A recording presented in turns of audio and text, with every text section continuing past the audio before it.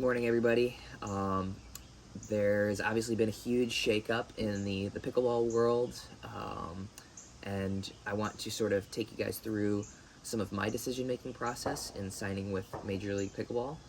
It seems like the prevailing narrative in some of the media is that this is simply a pissing match between billionaires and bidding over players, and I don't think that that's fully accurate. I'm going to share my perspective. My perspective is certainly biased. I'm biased in favor of Major League Pickleball.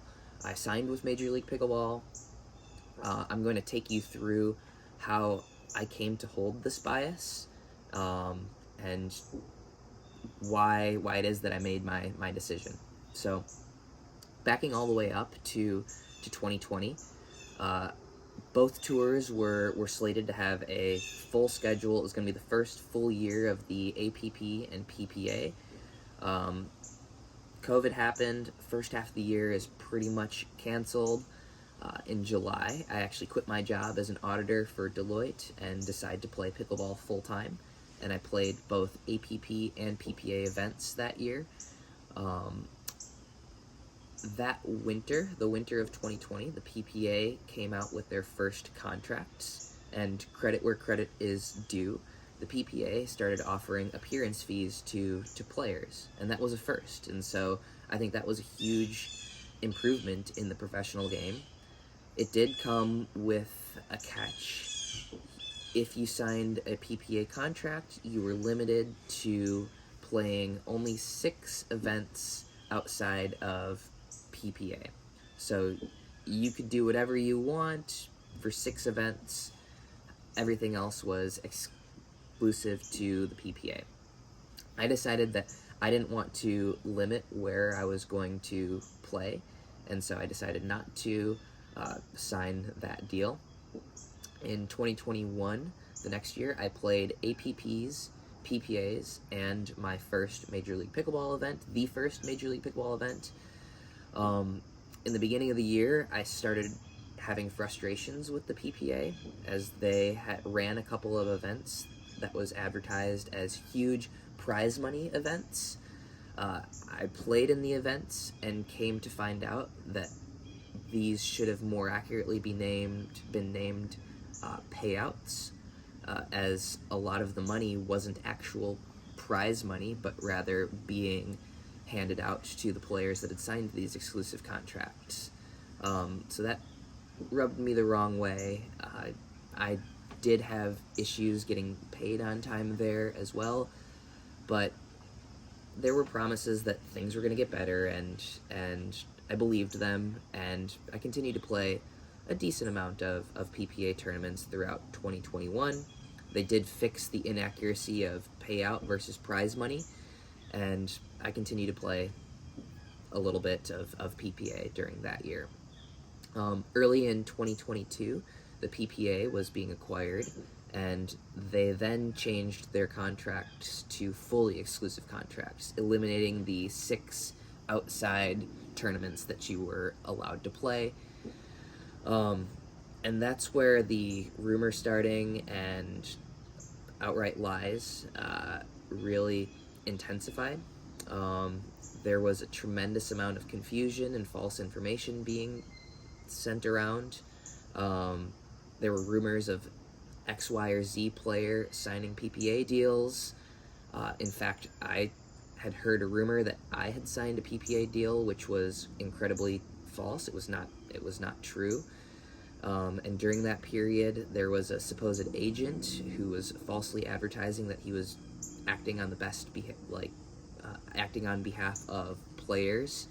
That same agent then, only a couple of months later, took a job with the PPA, and my suspicions that he was working for the PPA were confirmed in my eyes, and that's just one example of the shady stuff that I felt was going on. And so obviously that year I did not sign a deal with the PPA, and in 2022 I only played a single PPA event, to my recollection. I didn't play very many. It might have been one, it might have been 1 or 2, but primarily APP and Major League Pickleball. Second half of that year, we're all trying to figure out what we're going to do for 2023. APP and Major League Pickleball are aligned, and towards the end of the year, the APP and MLP are in a bidding war against Major League Pickleball. There were a lot of players, APP and MLP were in a bidding war against PPA. There are too many P's in this sport. But there was a bidding war going on. Players were starting to make their decisions one way or the other, and then the merger happened. MLP switches sides from APP to PPA. They merge, and there were a lot of players that were left high and dry by the PPA. Players that had signed deals or believed that they had signed deals with the PPA, and then when they do not have any leverage because the APP bowed out of the conversation, they more or less did not, they pulled some of their offers off of the table, and as a result, so did the PPA. There were players who had sent in contracts, from my understanding, that were never countersigned by the PPA. For me, I wanted to stay in the camp of Major League Pickleball. I wanted to continue to play that because that was the event that I had the most fun with, and when they were aligned with PPA, I decided to make my way over to that tour.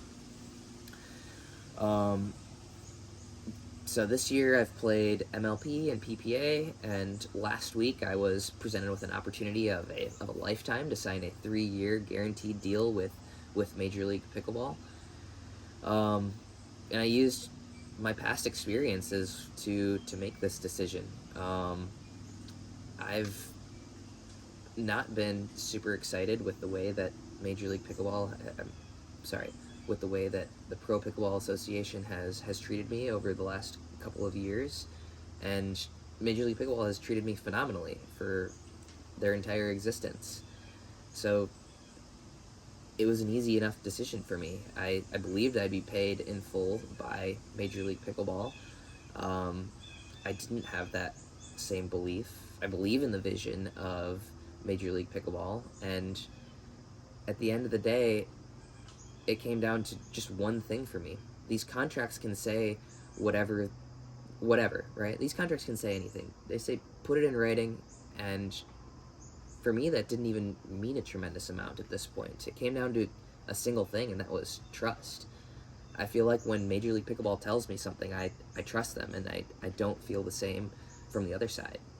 I think that the contracts are really only as good as the people behind them, and it was an easy decision for me. So I'm unbelievably excited to be moving forward with Major League Pickleball. I think that this is obviously a very, very good thing for the players. I think in the near term, it's not going to be great for fans, right? We don't want to see players divided in the long term among competing tours. However, I think that this was a Band-Aid that needed to be ripped off sooner rather than later. I do believe that the MLP-PPA merger was flawed from its inception. I don't think that they could coexist, and I think that making this move sooner rather than later will end up being better for the sport in the long term. So I'm really excited.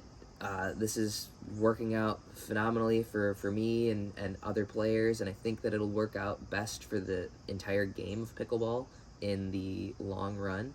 I'm really excited to play MLP in Atlanta and play MLP in the rest of 2023 and start my new contract in 2024. So thanks for listening. Again, I have my biases, but that's what's going on from my perspective.